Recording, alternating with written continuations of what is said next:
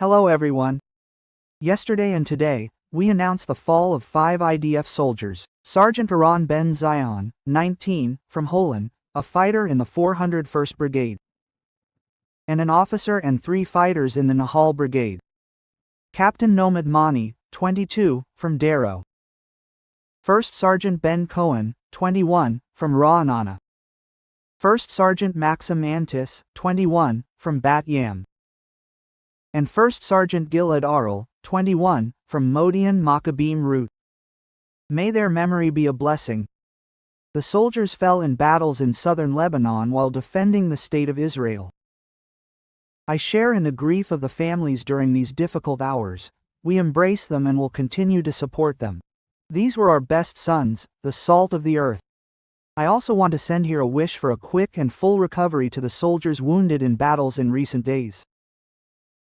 The IDF continues to attack and strike Hezbollah in Lebanon and the Iranian regime as well. I want to explain briefly what we are doing in Lebanon. The IDF, led by the Northern Command, is operating in 2 parallel and combined efforts. The first effort is the ground maneuver in southern Lebanon and deepening the forward defense zone for northern communities. 4 divisions are maneuvering in southern Lebanon at this very moment. Just today, soldiers of Division 146 located and destroyed dozens of loaded rocket launchers ready for fire. Division 36 located and destroyed weapons caches and anti-tank positions aimed at our forces and the communities. Division 162 and Division 91 located and destroyed many weapons and combat gear.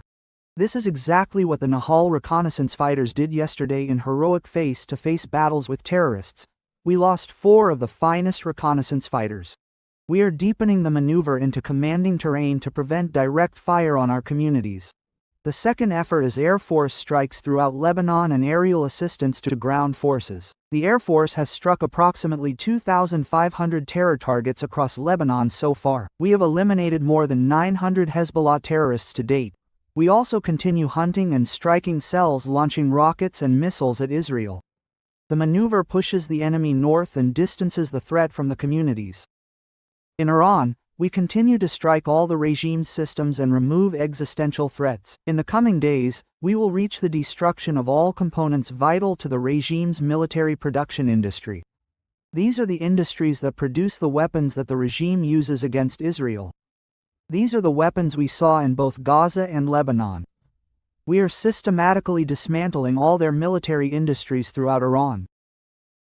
Citizens of Israel, ahead of the Passover holiday, I want to emphasize, there is no change in the home front command guidelines. We are prepared for the continuation of fire at Israel during the holiday as well. It is important that you continue to follow the instructions and stay safe.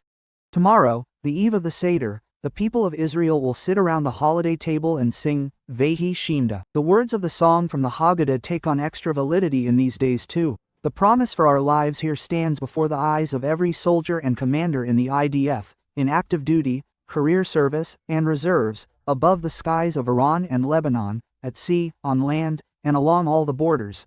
Everywhere, we will continue to be a barrier between our citizens and any threat. I will be here during the holiday as well and I will provide updates on any development.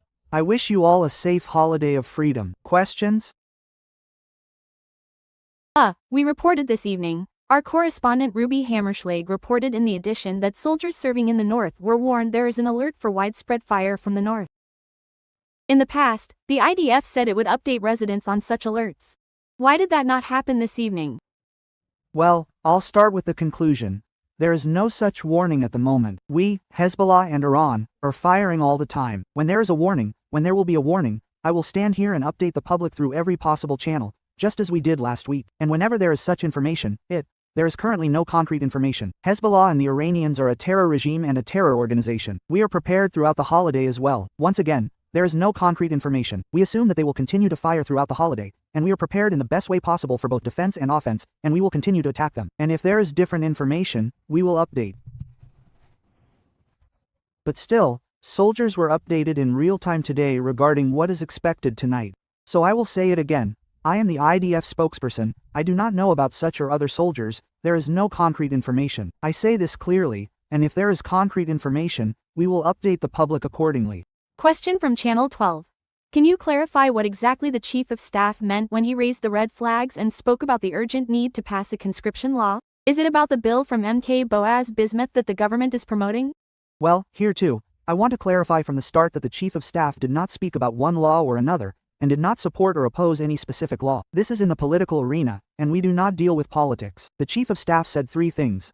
First of all, he spoke generally about the gap and the emerging need for soldiers. He spoke about the future issue. In January 27, regular service is set to shorten, to go down to 30 months. The decrease to 30 months will lead to a drop of thousands of soldiers, even fewer than the current situation. In practice, that is less than a company in a battalion. This is a situation that is unacceptable for us, and it is necessary to extend the law that would extend regular service to 36 months as it was in the past. Also needed is a reserve law. The current reserve law is not relevant. We have already been in the last 2.5 years where people are serving hundreds of days, hundreds of reserve days, and we need to adapt the reserve law for the coming years because the scope of tasks has expanded. And finally, the Chief of Staff spoke about the need for a law that will bring soldiers into the IDF. The IDF has a gap of 12,000 soldiers, between 12,000 and 15,000 soldiers, including between 7,000 and 8,000 combatants. That is what the Chief of Staff meant. Again, we are not going into the political field. We do not belong to it. We are talking about the need. That is what the Chief of Staff spoke about. He did not support or oppose this or that law. Thank you very much.